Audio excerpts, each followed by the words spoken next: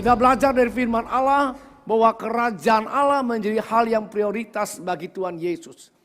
Jadi kemana-mana Tuhan Yesus memberitakan Injil kerajaan Allah. Dari desa ke desa dan kota ke kota Tuhan Yesus memberitakan kerajaan Allah. Dengan apa? Dengan kuasa daripada Roh Kudus. Jadi minggu lalu kita merayakan Pentakosta, hari pencurahan Roh Kudus. Dan hari saya mau kita belajar tentang dua kuasa daripada Roh Kudus dalam kehidupan orang percaya. Oke, kita tahu bahwa Tuhan Yesus datang untuk mengembalikan kerajaan Allah ini di bumi.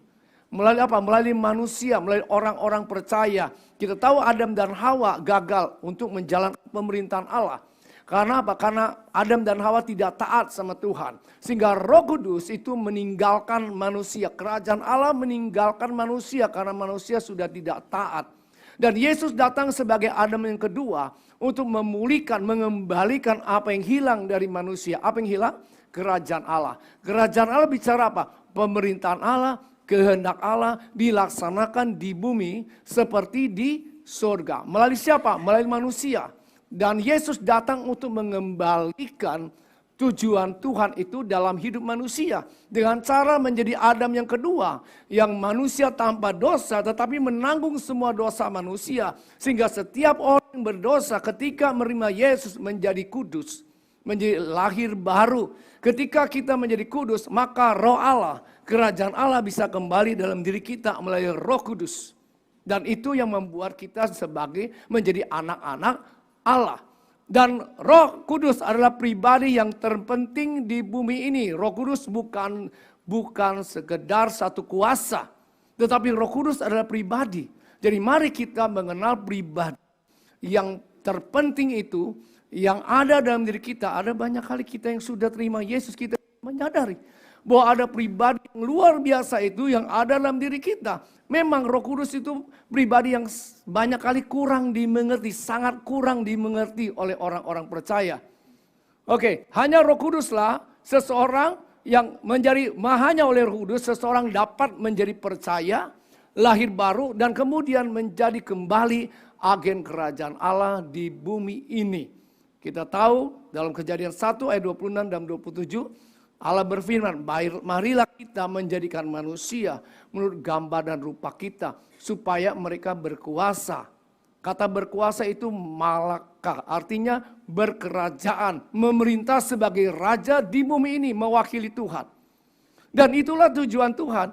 Dan Yesus datang untuk mengembalikan tujuan Tuhan itu dalam hidup manusia. Oke, hari ini saya akan berbicara tentang dua kuasa itu, kuasa dari Roh Kudus.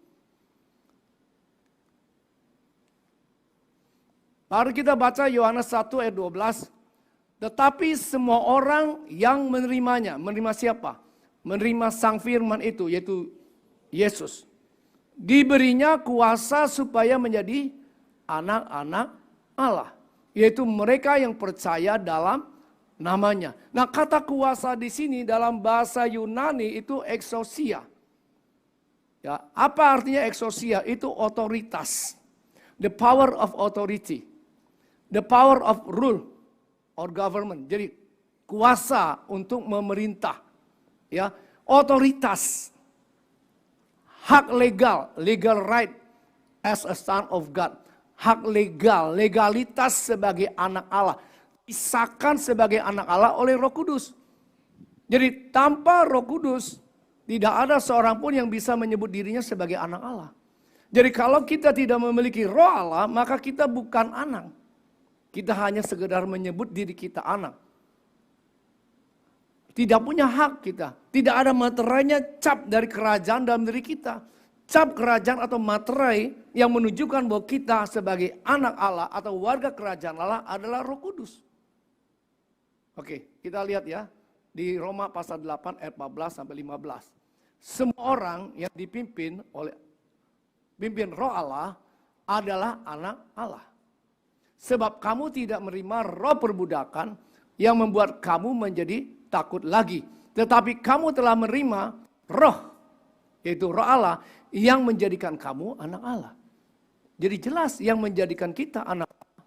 Yang memberikan otoritas, hak legal, legalitas sebagai anak Allah adalah rohnya itu yang ada dalam diri kita. Oleh roh itu kita berseru, ya Aba ya Bapa. Tanpa roh itu dalam diri kita, kita tidak bisa sebut Allah sebagai Bapa kita. Tidak bisa. Hanya oleh roh Allah yang dalam diri kita, kita bisa menyebut ya Aba ya Bapa. Dan roh itu bersaksi bersama-sama dengan roh kita, bahwa kita adalah anak-anak Allah. Jadi ada kesaksian dalam diri kita yang berasal dari Roh Kudus yang mengatakan bahwa kita adalah anaknya. Ada materai yang memeteraikan kita sebagai anak Allah oleh karena Roh Allah ada dalam diri kita. Jadi tidak ada seorang pun yang bisa masuk kerajaan Allah kecuali dia lahir baru. Jadi lahir dalam kerajaan. Lahir baru itu terjadi ketika seorang terima Yesus sebagai juru selamat pribadinya, dosa-dosanya disucikan, dikuduskan, dan kemudian Roh Kudus, Roh Allah itu dapat kembali tinggal dalam setiap orang percaya. Yohanes 20 ayat 21 dan 22. Maka kata Yesus sekali lagi, damai sejahtera bagi kamu semua, seperti Bapa mengutus aku, demikian juga aku mengutus kamu. Dan sesudah berkata demikian, ia mengembusi mereka dan berkata, terimalah Roh Kudus. Jadi ini terjadi setelah Yesus bangkit dari kematian. Dan waktu itu murid-muridnya begitu ketakutan. Karena mereka tidak percaya bahwa Yesus bangkit dari kematian. Dan Yesus harus menampakkan diri kepada murid-muridnya selama 40 hari itu. Salah satunya menampakkan murid-murid yang sedang ketakutan. Dan Yesus berkata kepada mereka, jangan takut, damai sejahtera aku tinggalkan bagimu. Dan kemudian Yesus mengembusi mereka dengan Roh Kudus dan berkata, terimalah Roh Kudus. Ini mirip seperti di mana? Waktu Kejadian 2 ayat 7. Ketika mula-mula Tuhan menciptakan manusia, membentuk manusia dari debu tanah, dan kemudian mengembuskan nafas hidup atau rohnya. Ya, dalam bahasa Ibrani itu nafas hidup itu roh. Roh itu berarti juga roh. Rohnya ke dalam debu tanah itu. Ketika roh Allah itu dihembuskan dalam debu tanah, maka debu tanah itu menjadi manusia. Ada tercipta roh dalam diri manusia. Di debu tanah itu ada roh. Jadi kalau roh manusia meninggalkan tubuhnya, kita jadi apa? Kembali jadi debu kan? Debu tanah. Tanpa roh, kita cuma mayat saja. Jasad saja. Tanah. Jadi ketika roh Allah dihembuskan, terciptalah roh dalam diri kita. Dan roh Allah tinggal dalam diri Adam dan Hawa. Jadi sama seperti waktu Tuhan Yesus sudah bangkit dari kematian. Dan mengembusi Roh Kudus dalam diri murid-muridnya. Sebelum Yesus mati dan bangkit, tidak ada satu orang pun yang bisa terima Roh Kudus dalam dirinya. Nggak bisa. Mengapa? Karena tidak ada seorang pun yang kudus. Tidak ada seorang pun yang kudus. Semua manusia telah berbuat dosa dan telah kehilangan kemuliaan Allah. Tidak ada seorang pun yang kudus yang bisa Roh Kudus tinggal dalam dirinya. Tapi bisa ketika Yesus sudah bangkit. Kenapa? Karena di atas kayu saliblah Yesus menanggung semua dosa. Sehingga ketika seseorang menerima Yesus sebagai juru selamat pribadinya, maka semua dosa-dosanya ditanggungnya di atas kayu salib. Sudah selesai, it is finished. Ibrani mengatakan bahwa imam besar yang kita miliki, Yesus tidak masuk ke ruang kudus dengan bawa darah binatang. Tapi membawa darahnya sendiri dan cukup satu kali Yesus mati dan menanggung semua dosa seluruh umat manusia. Mendapatkan kelepasan kekal. Jadi itu sebabnya sebelum Yesus mati dan bangkit, nggak ada seorang pun yang bisa menerima Roh Kudus dalam dirinya. Jadi setelah Yesus mati dan bangkit, Yesus mengembusi murid-muridnya dan murid-muridnya menerima Roh Kudus. Mengerti ya? Oke. Sekarang Yohanes 4 ayat 11 sampai 14. Jawab Yesus kepadanya, barang siapa minum air ini, ia akan haus lagi. Tetapi barang siapa minum air yang akan kuberikan kepadanya, ia tidak akan haus untuk selama-lamanya. Sebaliknya air yang akan kuberikan kepadanya akan menjadi mata air di dalam dirinya yang terus memancar sampai hidup yang kekal. Air di sini bicara air apa? Bukan air H2O ya. Bukan. Itu yang dicari oleh perempuan Samaria. Dia perlu air untuk apa? Untuk tubuhnya. Kita semua butuh air untuk minum. Kalau tidak minum kita bisa mati. Nah, tubuh kita mati. Nah, air di sini bukan air secara materi yang seperti yang kita butuhkan setiap hari minum, tapi air di sini bicara tentang Roh Allah. Itu seperti mata air yang akan membawa kepada kehidupan yang kekal. Ketika seseorang menerima Yesus sebagai juru selamat pribadinya, dia menerima Roh Allah. Roh Allah seperti sumber air itu yang akan membawa dia sampai kepada kekekalan. Jadi ketika murid-murid Yesus dihembusi oleh Tuhan Yesus, menerima Roh Kudus, itu mereka menerima air itu, air kehidupan itu, Roh Allah itu yang akan membawa mereka sampai kepada kehidupan yang kekal. Tapi perhatikan di sini, bahwa Tuhan Yesus tidak berhenti sampai di situ. Tuhan Yesus berkata kepada mereka, jangan pergi kemana-mana sebelum kalian menerima kuasa dari tempat yang maha tinggi. Apa maksudnya di sini? Bukankah mereka sudah menerima Roh Kudus? Menerima Roh Kudus yang seperti apa lagi? Ya, coba kita lihat di Alkitab ya. Lukas 24 ayat 48 sampai 49. Kamu adalah saksi dari semuanya ini, dan aku akan mengirim kepadamu apa yang dijanjikan oleh Bapakku. Yesus berkata pada murid-muridnya yang sudah ada Roh Kudus dalam diri mereka, sudah ada, mereka sudah lahir baru, mereka sudah percaya. Tapi Yesus berkata, aku akan mengirimkan apa yang dijanjikan oleh Bapakku. Jadi ada janji yang belum digenapi. Tetapi kamu harus tinggal di dalam kota ini sampai kamu diperlengkapi dengan kekuasaan dari tempat tinggi. Tuhan Yesus berkata pada murid-muridnya, sebelum naik ke surga, kalian jangan kemana-mana. Tunggu di Yerusalem sampai kalian menerima kekuasaan dari tempat yang maha tinggi itu. Oke, kita lihat ayatnya, Kisah Para Rasul 1 ayat 4 dan 5. Pada suatu hari ketika ia makan bersama-sama dengan mereka, ia melarang mereka meninggalkan Yerusalem dan menyuruh mereka tinggal di situ menantikan apa? Janji Bapa. Yang demikian katanya, telah kamu dengar daripadaku, sebab Yohanes membaptis dengan air, tetapi tidak lama lagi kamu akan dibaptis dengan Roh Kudus. Jadi jangan kamu kemana-mana. Kamu sudah menerima mata air itu. Roh Allah yang menjadikan kamu sebagai anaknya. Yang membuat kami lahir baru. Yang membuat kami punya hak legal sebagai warga kerajaan Allah. Yang akan membawamu pada kehidupan yang kekal. Tetapi jangan berhenti sampai di situ. Karena ada janji Bapa untuk kalian. Yaitu kalian akan menerima kuasa dari tempat tinggi untuk menjadi saksinya Tuhan. Perhatikan nih tujuannya untuk menjadi saksinya Tuhan. Kisah Para Rasul 1 ayat 8. Tetapi kamu akan menerima kuasa kalau Roh Kudus turun ke atas kamu, dan kamu akan menjadi saksiku di Yerusalem dan di Yudea dan Samaria dan sampai ke ujung bumi. Nah, kata kuasa di sini beda dengan kata kuasa yang dikatakan di Yohanes, bahwa setiap orang percaya kepadanya menerima kuasa menjadi anak-anak Allah. Kata kuasanya dalam bahasa Indonesia sama, tapi dalam bahasa aslinya katanya bukan exousia. Ingat tadi di Yohanes itu dari kata exousia, a legal right. Hak untuk menjadi anak Allah karena ada materai dalam diri kita yaitu rohnya. Nah sekarang kata kuasa di sini bukan exousia tetapi dunamos. Apa dunamos?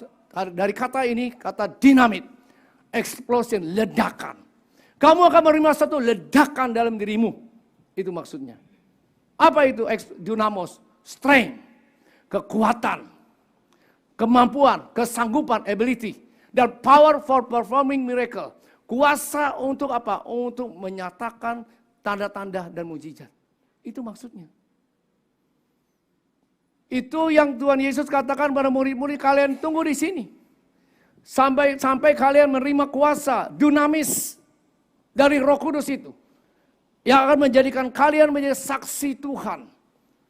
Nah, kita perlu belajar tentang kata saksi di sini ya. Di dalam bahasa Inggris diterjemahkan but you will. receive power when the Holy Spirit comes on you. And you will be my witnesses in Jerusalem and in all Judea and Samaria and to the ends of the earth. Nah, kata be my witnesses. Kata di sini dari kata martus itu noun, bukan verb. Bukan kamu akan bersaksi, bukan. Kalau bersaksi itu kata kerja. Tapi di sini noun. Kamu akan menjadi saksiku. Saksi apa? Saksiku bahwa memang aku benar, aku hidup, aku berkuasa. Itu maksudnya. Kamu hidupmu akan menjadi saksi bahwa setiap firman yang aku katakan itu benar. Itu maksudnya. Hidupmu menjadi saksi. Jadi bukan hanya kita bersaksi tentang kebaikan Tuhan, itu juga kita perlu lakukan. Tetapi melalui hidup kita, orang akan melihat benar Tuhan itu baik. Orang akan melihat benar Tuhan itu berkuasa. Orang akan lihat memang Tuhan Yesus hidup dalam kehidupanmu. Itu maksudnya. Menjadi saksi. Bukan hanya sekedar bersaksi mengenai aku. Tetapi hidupmu, mulai hidupmu orang melihat benar Yesus hidup. Orang melihat benar Yesus berkuasa. Benar Yesus dahsyat. Yesus baik. Melalui kehidupan kita. Karena kitalah saksi-saksi hidupnya. Itu maksudnya. Kuasa itu diberikan. Untuk kita menjadi saksi Tuhan. Di mana? Di mana saja. Kapan saja. Di rumah, di toko, di kantor, di mana saja. Karena banyak kita berpikir bahwa kehidupan Kristen hanya datang di hari Minggu. Kita keliru. Kita menjadi Kristen mingguan.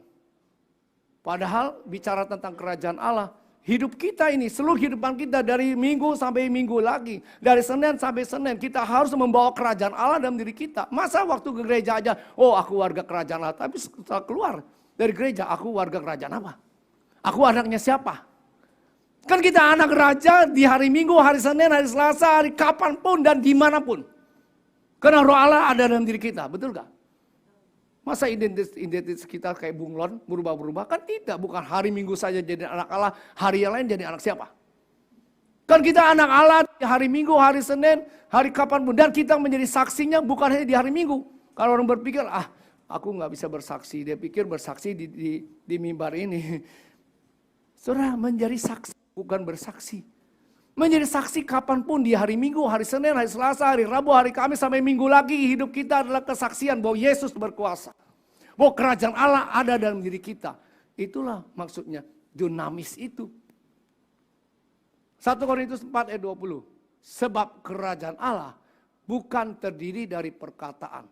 Tetapi dari kuasa, dari dunamus. Bukan hanya kata-kata, saudaraku. Tapi ada power, ada demonstrasi dari kuasa Allah, itu maksudnya. Roma 15 ayat 19. Oleh kuasa, tanda-tanda dan mujizat-mujizat dan oleh kuasa roh. Demikianlah dalam perjalanan keliling dari Yerusalem sampai Illyricum, aku memberitakan sepenuhnya Injil Kristus. Ini perkataan dari Rasul Paulus. Kalau kita perhatikan ya, dari kehidupan Paulus, dari kehidupan semua murid-murid, di Kisah Para Rasul juga, dari kehidupan bahkan para diakan, Stefanus, Filipus, mereka semua memberitakan Injil dengan kuasa. Nggak ada yang tidak dengan kuasa. Semua dengan kuasa, karena hidup mereka kesaksian bahwa Yesus berkuasa, bukan? Ya kan? Stefanus juga begitu, Filipus, Petrus, semuanya. Paulus juga begitu, kemana-mana dia memberitakan Injil Kerajaan Allah, Injil Kristus. Dan ada demonstrasi dari kuasa kerajaan Allah dalam hidupnya. Itulah dunamis itu. Dalam Diamond Conference ada anak-anak muda yang ada acara beberapa waktu yang lalu. Di situ ada anak muda yang ditantang untuk sungguh-sungguh bertobat. Sungguh-sungguh menerima Tuhan Yesus. Dan mau melepaskan dirinya dari semua dosa dan dari semua roh-roh kegelapan dalam hidupnya. Dan ada beberapa yang kemudian manifestasi, ya, melepaskan dirinya, ditolong untuk melepaskan dirinya. Dan ada salah satu yang dari NTT itu agak berat, itu saya lihat, oh ini agak berat, biar saya tangani. Jadi saya pimpin anak ini untuk supaya dia bisa merdeka. Saudara, kalau kita punya hati, punya belas kasihan, kita melihat orang yang terbelenggu, kita tidak akan biarkan. Ya kan? Kita tidak mau dia terus belenggu. Kasihan, sudah sekian tahun dibelenggu hidupnya. Dan pertama nggak bisa lepas. Oleh karena apa? Karena dia merasa itu masih berguna bagi dia. Karena papanya bilang, oh itu berguna, itu dari nenek moyang kita. Jadi papanya bisa bicara dengan roh-roh di dalam air di sana, di NTT katanya, di sebuah pulau situ. Dan kemudian itu ada semacam ular di dalam air itu, seperti naga gitu. Yang katanya itulah yang memberikan kekuatan sama kita, perlindungan sama kita. Jadi pertama mungkin dia merasa itu masih berguna bagi dia. Yang kedua, dia berpikir kalau aku buang aku bisa mati. Kalau memang roh itu mengancam ketika saya pimpin pelepasan kedua kali, aku akan bunuh anak ini. Saya bilang nggak bisa, kamu tidak bisa bunuh dia. Ya, dia adalah milik Yesus. Dan setelah sadar saya bilang, dia nggak bisa bunuh kamu. Tapi kalau kamu nggak buang dia nanti benar-benar bunuh kamu. Saya bilang, kamu jangan takut, ada roh Allah lebih besar dari semua roh-roh yang apapun yang ada dalam dunia ini. Ketiga kali belum juga lepas. Keempat kali ketemuan dengan saya waktu dengan Bang Fendi yang tadi memimpin pujian untuk pimpin pelepasan dia. Saya bilang, ini kamu baca ini ya, doa ini. Doa tabernakel. Saudara, ini doa yang powerful. Kenapa? Karena ini isinya firman. Kalau saudara praktikkan ini, saudara mendoakan firman. Karena firman Tuhan jadi atau tidak? Pasti jadi. Hukum Allah tidak pernah berubah. Kalau saudara serahkan hidupmu dengan hukum Allah, maka saudara pasti berhasil. Karena ini nggak mungkin meleset. Dan ini mendoakan firman. Saudara, ini cuma 10.000. Saudara makan bakso aja lebih mahal daripada ini. Tapi ada banyak kali orang kurang memahami manfaatnya. Jadi saya katakan ini. Kamu doa ini dan puasa, saya bilang. Supaya kamu punya iman untuk lepaskan dirimu dari ini. Karena dia akan pulang ke Jogja, saya nggak mau dia pulang ke Jogja dan masih terikat terbelenggu, kasihan. Coba kamu doa, baca doa ini dan saya percaya nanti kamu punya iman. Kenapa? Iman timbul dari pendengaran akan firman. Ketika kita mengucapkan terus perkataan-perkataan firman, kita memandang kepada salib Kristus, kita katakan aku sudah dibebaskan dari dosa dan aku juga sudah dibebaskan dari kuasa kegelapan. Hai kau roh jahat, engkau tidak berkuasa lagi atas hidupanku karena aku adalah anak Allah. Kalau seseorang terus memperkatakan itu, muncul di sini iman. Yang tadinya pikiran, aduh nanti kalau aku tolak ini jangan-jangan aku bikin susah. Jangan-jangan aku dibunuh. Tapi karena dia terus memperkatakan firman, dia akhirnya muncul iman mengatasi keraguan, kebimbangannya. Itu yang membuat dia lepas hari Jumat. Saudara, banyak jemaat sudah praktekkan ini, berubah hidupnya. Percayalah saudara. Kalau seperti saya ini pelatih kungfu, saudara mendengarkan jurusnya, saya kasih jurus. Saya minta saudara praktekkan di rumah. Kalau saudara tidak praktekkan, maka saudara tidak akan berubah. Bagaimana seorang belajar kungfu kalau cuma tahu jurusnya nggak pernah dilatih? Nggak bakal jadi. Ini saudara. Ini latihan rohani, ada banyak jemaat berdoa 5 menit aja nggak tahu bagaimana. Kalau saudara nggak tahu berdoa 5 menit, saudara praktekkan ini, paling nggak 15 menit kalau saudara baca. Saudara berdoa dengan penghayatan bisa 30 menit, bisa 1 jam. Jadi ini hal yang praktis sebenarnya. Dan ini akan sangat berguna sekali dalam setiap aspek kehidupan saudara. Berapa waktu, kira-kira 2 minggu yang lalu, saya diminta untuk memimpin satu ibadah untuk memperingati 1000 harinya Pak almarhum Bapak Nyoto. Nah di situ diputar kesaksian Pak Nyoto lagi. Di situ saya diingatkan bagaimana Pak Nyoto itu bisa penuh dengan Roh Kudus, saudara. Jadi dia dari latar belakang Buddha, Konghucu kan. Saya tantang dia untuk Pak Nyoto mau jadi murid Yesus, mau. Kalau mau jadi murid Yesus, nah ketemu dengan saya setiap minggu saya ajarin Bapak. Nah, salah satunya adalah mempraktekkan doa tabernakel. Nah di kesaksian ini dia bilang dia mulai praktekkan. Dia berdoa, dia baca. Lama juga ya. Lama juga ini. Tetapi semakin dia baca, dia semakin menyadari, oh ini lengkap sekali doa ini. Ini sangat lengkap, semuanya ada di sini. Dan semakin dia berdoa, semakin dia menikmati. Dan ketika dia berdoa sampai pada bagian Roh Kudus, dia penuh dengan Roh Kudus dan mulai berkata-kata dalam bahasa roh tanpa ada seorang pun tumpang tangan di atas dia. Dan itu dia bersaksi akhirnya. Saya mengalami kuasa roh. Dan kemudian dia karang lagu. Roh Kudus, kau tuntun langkahku. Itu hasil dari karena dia berdoa, bergumul. Dari situ dia mengalami. Dia sudah lahir baru, dia sudah terima Yesus. Tapi itu yang janji itu. Dari Bapa. Dia mengalami ketika dia mempraktikkan doa tabernakel ini. Oke. Ya. Mari kita lihat Yohanes 7 ayat 37 sampai 39. Saya akan jelaskan ini. Bedanya kuasa pertama dan kuasa kedua. Dan bagaimana kita mengalaminya. Barang siapa haus, baiklah ia datang kepadaku dan minum. Barang siapa percaya padaku, seperti yang dikatakan oleh kitab suci, dari dalam hatinya akan mengalir aliran-aliran air hidup. Yang dimana adalah ialah roh yang akan diterima oleh mereka yang percaya kepadanya. Sebab roh itu belum datang karena Yesus belum dimuliakan. Dimuliakan apa? Yesus belum mati, belum bangkit, itu artinya belum dimuliakan. Nah, kata di sini, kata aliran ini, itu dari bahasa Yunani potamos, yang arti river. Beda dengan mata air yang Tuhan Yesus katakan pada perempuan Samaria. Mata air atau sumur, itu pege. Di sini bukan kata pege yang digunakan, tapi potamos, a river. So, apa bedanya antara sumur dengan sungai?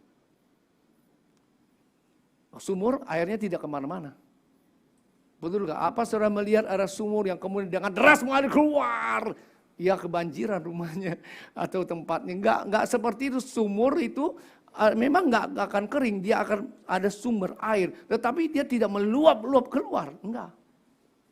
Tapi sungai beda dengan sumur. Sungai itu mengalir dengan deras. Dan ada kuasa di situ, di sungai itu. Akan membawa segala sesuatu di sungai itu. Itu maksudnya. Kalau kamu haus, maka akan mata air itu akan menjadi sungai. Kalau kamu haus, kamu rindu untuk lebih lagi. Kamu tidak puas hanya, oh yang penting aku sudah selamat. Ya, ada banyak orang berpikir begitu. Yang penting aku adalah warga kerajaan sorga. Tetapi saudara, kalau saudara punya kerinduan seperti murid-murid Yesus, Tuhan Yesus berkata, jangan puas dengan kamu apa yang kamu ada. Kamu harus menantikan kuasa dari tempat yang maha tinggi itu. Akan ada sungai yang mengalir. Akan meluap keluar melalui kehidupanmu. Dan kamu akan menjadi saksiku. Itu namanya dunamos itu. Sungai itu mau mengalir. Mata air itu mau menjadi aliran sungai. Yang mengalir keluar. Ada kuasa yang mengalir keluar dari kehidupan kita. Dan itu tidak akan keluar kalau kita cuma diam-diam saja. Saudara, di Yeskiel dikatakan, di situ Yeskiel melihat ada sungai yang keluar dari bait Allah. Dan ketika ada seorang mengukur kedalaman sungai itu, baru semata kaki. Kalau semata kaki, terbawa gak kita? Enggak. Selutut masih bisa bertahan. Tapi makin dalam, ketika sudah nggak bisa injak lagi dasar sungai, maka sungai itu membawa. Saudara, Roh Kudus mau membawa hidup kita. Roh Kudus mau berkuasa atas hidupan kita. Untuk kita bisa menjadi kesaksian. Nah, seberapa rindu saudara? Kalau saudara mau main di mata kaki aja ya udah. Segitulah saudara. Saudara tidak akan kemana-mana. Di mata kaki saudara bertahan. Tapi ketika saudara rindu, aku mau lebih lagi. Lebih dalam lagi. Aku mau lebih lagi, lebih dalam lagi. Maka sungai itu akan membawa saudara. Dengan deras. Terus, di mana saudara? Menjadi kesaksian. Tadi saya katakan di mana saja. Di rumah saudara. Di kantor, di mana saja. Ketika saudara menemukan ada orang-orang yang memerlukan Tuhan Yesus. Di situ, sungai itu akan mengalir keluar. Tapi saudara jangan diam aja. Jadi ketika ada orang sakit, apa yang saudara lakukan? Kalau saudara diam aja ya, nggak jadi apa-apa. Mata air itu tidak akan menjadi sungai. Saudara harus berani untuk mengatakan, bolehkah saya doakan? Nah ketika saudara tumpang tangan dengan iman, itu akan mengalir sungai itu yang membuktikan, oh Yesus adalah penyembuh. Saudara saksinya. Itu maksudnya. Ketika ada orang yang kerasukan roh jahat, ngeri kita lari. Bagaimana sungai itu mau mengalir, kita lari jauh. Kita harus berani. Kita harus percaya bahwa ada kuasa itu mau mengalir di kehidupan kita. Tapi kalau kita sudah lari, bagaimana bisa sungai itu mengalir keluar, kita lari.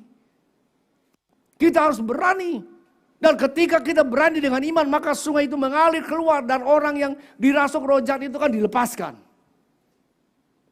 Itu maksudnya. Tujuannya supaya hidup kita menjadi kesaksian. Dan seberapa rindu hausnya saudara. Mungkin saudara berkata, saya sudah tua. Ya saya juga enggak kemana-mana. Sekitar saya orang percaya semua. Saudara bisa berdoa dengan penuh dengan kuasa. Dengan Roh Kudus. Jadi kalau saya berdoa rantai jam 2 pagi. Ya kayak tadi pagi saya sendirian. Karena Pak Slamet mungkin ada keperluan atau apa. Jadi saya sendirian. Biasanya sama Pak Slamet. Saya berdoa dalam roh. Berdoa dalam roh itu apa? Di Roma pasal 8 ayat 27 dikatakan. Ada saat kita dalam kelemahan kita tidak tahu bagaimana harus berdoa. Tapi roh itu berdoa melalui roh kita. Dengan keluhan yang tidak terucapkan. Kemudian ayat berikutnya. Dan Bapa yang mengerti maksud roh itu. Kita juga nggak mengerti. Karena pikiran kita terbatas. Tapi roh itu yang mengerti pikiran Bapa. Yang menyatu dengan Bapa. Mengerti. Dan Allah bekerja di dalamnya untuk mendatangkan kebaikan. Bagi setiap orang yang mengasihinya, bagi setiap orang yang terpanggil sesuai dengan rencananya. Yang mengasihi dia siapa? Termasuk yang berdoa. Termasuk orang-orang yang mungkin kita doakan melalui Roh Kudus, berdoa melalui roh kita. Kita nggak mengerti karena pikiran kita nggak tahu apa yang kita doakan. Tapi itu sementara Tuhan bekerja menjawab kebutuhan di sana, di sini. Bisa jadi orang di Surabaya, di Jakarta, di mana-mana roh Allah sedang bekerja. Makanya dahsyat sekali kan.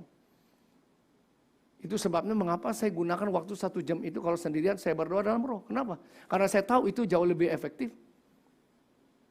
Daripada saya gunakan pikiran saya. Dan saya izinkan dan saya sadar bahwa ada pribadi Roh Kudus dalam diri saya. Yang mau bersyafaat berdoa. Dan saya nggak tahu apa yang saya katakan. Itu bahasa bukan dari pikiran saya. Itu dari roh ini. Dan kalau itu bisa 1 jam, bisa 2 jam. Kalau saya mengendarai mobil, saya pergi kemana bisa saya berdoa begitu. Tanpa harus gunakan pikiran saya. Dan saya punya keyakinan sesuai firman. Bahwa roh Allah sedang berdoa. Dan Bapa mengerti dan bekerja. Untuk mendatangkan kebaikan. Jadi Bapak Ibu Saudara. Bapak Ibu bisa di mana saja berdoa. Dengan roh memimpin Bapak Ibu. Dan itu dahsyat, itu berkuasa sekali. Saya mendengarkan kesaksian dari Reinhard Bonnke. Waktu dia masih muda di Afrika, dia karena minum di sebuah sumber air yang sudah terkontaminasi, dia keracunan, hampir mati. Dan tiba-tiba di tengah dia sekarat gitu, dia merasa ada suatu lawatan Tuhan. Sehingga dia bisa sembuh. Dan dia mulai bertanya, waktu itu, kepada papanya. Papanya seorang gembala. Dan ada seorang jemaat, ibu tua yang di jam yang sama, di hari yang sama. Itu digerakkan oleh roh Tuhan untuk berdoa bagi Reinhard. Dia nggak tahu Reinhard itu sedang sekarat mau mati, dia nggak tahu. Tapi dia berdoa dalam roh. Dan Tuhan bekerja, itulah salah satunya. Di mana Tuhan bekerja, itu di Jerman, itu di Afrika. Tapi namanya roh Allah, roh itu maha tahu. Amin Bapak Ibu Saudara. Jadi roh itu berdoa. Melalui roh kita. Dan itu dahsyat sekali. Jadi saudara, jangan cuma mau mata air. Mari kita haus. Seberapa haus kita. Saya dulu ya, waktu saya masih muda, waktu saya terima Tuhan Yesus umur 23. Dan setiap kali ada altar call panggilan, ada pendeta tamu atau siapapun yang berkorban yang mengatakan, siapa yang belum penuh Roh Kudus? Saya langsung maju ke depan. Saya haus Tuhan, aku mau mengalami. Aku tidak puas hanya sekedar, ya aku sudah selamat. Tapi aku mau Tuhan, aku mau mengalami sungai kekuatan itu Tuhan. Jadi saya selalu maju. 1 kali, 2 kali, 3 kali enggak dapat saya. Tapi 1 kali saya mengalami itu. Saya mulai berbahasa yang saya tidak mengerti. Jadi sejauh mana kehausan kerinduan kita? Dari 500 orang yang mendengarkan kesaksian Tuhan Yesus setelah Yesus bangkit. Dan Yesus berkata jangan kemana-mana, cuma 120 orang. Dari 500, 120 orang menanti di loteng Yerusalem. Dan pada hari ke-10 mereka menerima itu potamos itu, sungai itu. Dunamos itu mengalir melalui kehidupan mereka. Dan lihat hidup murid-murid menjadi berbeda. Setelah mereka menerima dunamos itu. Sungai itu boleh mengalir keluar melalui kehidupan kita. Oke, ini bedanya sumur dan sungai. Jadi saudara, kalau saudara ada seorang pelari tercepat di dunia, datang bertamu di rumah saudara. Saudara suguhin kopi dan saudara suguhkan kue. Saudara tidak akan melihat kekuatan dan kecepatannya pada waktu dia minum kopi dan makan kue. Sebab kalau dia gunakan kecepatan dan kekuatan itu mental kemana-mana. Dia nggak perlu itu. Tapi bawa dia ke lapangan. Ketika dia mendengar suara dor, dia akan lari dengan cepat. Di situ kelihatan kekuatannya. Jadi kalau saudara kita cuma diam-diam saja. Ada yang sakit kita diam-diam saja. Kita juga tidak mau kunjungi orang. Kita nggak peduli. Bagaimana sungai itu mau mengalir? Nggak ada kuasa yang perlu mengalir kehidupan kita karena nggak ada musuhnya. Tapi ketika di situ ada kebutuhan, ketika di situ ada orang sakit, ketika ada orang perlu dilepaskan, ketika ada punya masalah, disitulah sungai itu akan mengalir keluar dari kehidupan kita. Tapi sejauh mana kerinduan kita? Dan sejauh mana kita juga mau berdoa, saudaraku? Ya kita ada doa rantai, kita doakan orang di mana-mana loh. Di Tarakan lah, di Jakarta, di mana kita percaya bahwa Allah Maha Kuasa, Allah Maha Tahu, dan Roh Allah itu di mana-mana. Dan Roh Allah bekerja ketika kita berdoa. Oke, saya akan tunjukkan lagi satu bukti kepada saudara ya, melalui kehidupan Tuhan Yesus. Lukas 3 ayat 21 dan 22. Ketika seluruh orang banyak itu dibaptis dan ketika Yesus juga dibaptis dan sedang berdoa, Yesus dibaptis bukan karena dia berdosa. Tidak. Yesus dibaptis karena mengikuti seluruh kehendak Allah, karena Yesus menjadi sama dengan manusia. Dan sedang berdoa, terbukalah langit dan turunlah Roh Kudus dalam rupa burung merpati ke atasnya. Saya mau tanya kepada saudara. Waktu itu Yesus sudah ada Roh Kudus belum dalam dirinya? Coba. Waktu itu Yesus sudah ada Roh Kudus belum dalam dirinya? Siapa yang bilang sudah? Siapa yang bilang belum? Siapa yang bingung? Saudara baca. Dalam Lukas dikatakan dia dikandung oleh Roh Kudus. Tidak ada benih laki-laki dalam diri Yesus. Itu khotbah saya berapa hari minggu lalu. Memang kita lupa kalau dengar khotbah 1 kali. Makanya perlu diulang. Jadi saudara perlu dengar khotbah saya lagi di YouTube. Jadi kalau ditanya begini pasti bisa jawab. Jadi Yesus kan dikandung oleh Roh Kudus. Jadi jelas ada Roh Kudus dalam dirinya. Tetapi itu seperti mata air itu. Ngerti? Dan ketika Yesus dibaptis dan memulai pelayanan publiknya, disitulah perlu urapan dari Roh Kudus. Ngerti? Perlu urapan. Mengapa? Karena Yesus menjadi sama dengan manusia. Yang menjadi pola contoh untuk kita ikuti. Dia perlu diurapi oleh Roh Kudus. Jelas di Lukas pasal 4. Setelah itu kan Yesus dibawa oleh Roh ke padang gurun untuk dicobai. Setelah itu dalam Lukas pasal 3 ayat berapa itu dikatakan, dalam kuasa Roh ia kembali ke Galilea. Dan dia masuk ke kota Nazaret, masuk ke sebuah sinagog, dan kemudian dia mengambil gulungan kitab Nabi Yesaya, dan kemudian dia mengatakan ini, Roh Tuhan ada padaku. Oleh karena apa? Ia telah mengurapi aku untuk menyampaikan kabar baik kepada orang-orang miskin. Dan ia telah mengutus aku untuk memberitakan pembebasan pada orang-orang tawanan dan penglihatan bagi orang-orang buta, untuk membebaskan orang-orang yang tertindas, dan untuk memberitakan rahmat Tuhan telah datang. Jadi Tuhan Yesus sendiri, dia diurapi oleh Roh Kudus untuk melakukan pekerjaan Bapa. Karena itulah pola yang sudah ditetapkan mulai dari Perjanjian Lama. Ketika seseorang diangkat untuk satu jabatan tertentu, tugas tertentu, maka Roh Kudus akan turun di atasnya. Tidak tinggal ya, turun di atasnya. Kenapa? Karena tidak ada seorang pun yang kudus, yang bisa Roh Kudus tinggal. Cuma Roh Kudus turun di atasnya, dan kemudian orang itu punya kuasa. Coba lihat Daud, Roh Kudus turun di atasnya, Goliat runtuh. Simson, ketika Roh Kudus turun di atasnya, singa dirobek seperti anak kambing.